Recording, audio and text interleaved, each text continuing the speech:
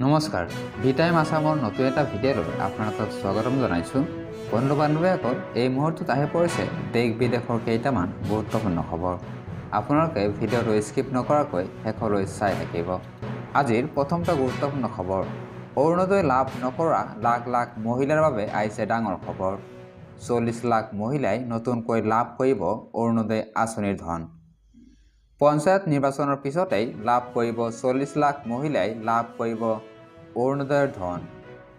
June মাহত নতুনকৈ লাখ লাখ লোকে লাভ কৰিব অৰুণোদয়ৰ ধন।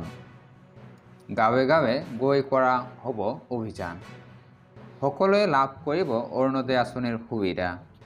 বিধৱা, বিয়া নোহোৱা ছোৱালী আদি সকলোৱে লাভ কৰিব অৰুণোদয়ৰ ধন। নতুনকৈ অৰুণোদয়ৰ বাবে হৈ আছে ফৰ্ম ফিলাপৰ কাম। গাঁৱে গাঁৱে যাব পঞ্চায়তৰ লোক। পঞ্চায়ত নিৰ্বাচনৰ পিছতেই সকলোৱে লাভ কৰিব অৰুণোদয় আঁচনি। আজিৰ পৰৱৰ্তী গুৰুত্বপূৰ্ণ খবৰ, সংখ্যালঘুৱে নামানে মুখ্যমন্ত্ৰীৰ দমন নীতি। 23 এপ্ৰিলত আমছুৰ উত্তাল প্ৰতিবাদ। সংখ্যালঘুৱে নামানে মুখ্যমন্ত্ৰীৰ দমন নীতি। হিংসাত্মক আন্দোলনত বিশ্বাসী নহয় অসমৰ মুছলমান। ৱাকফ আইন বাতিল নকৰালৈকে মুছলমানে হৈ যাব প্ৰতিবাদ। উত্তেজনাৰ সৃষ্টি কৰি মানুহৰ মাজত বিভাজন আনিব বিচাৰিছে মুখ্যমন্ত্ৰীয়ে। 23 এপ্ৰিলত সাব্যস্ত কৰা হ'ব উত্তাল প্ৰতিবাদ।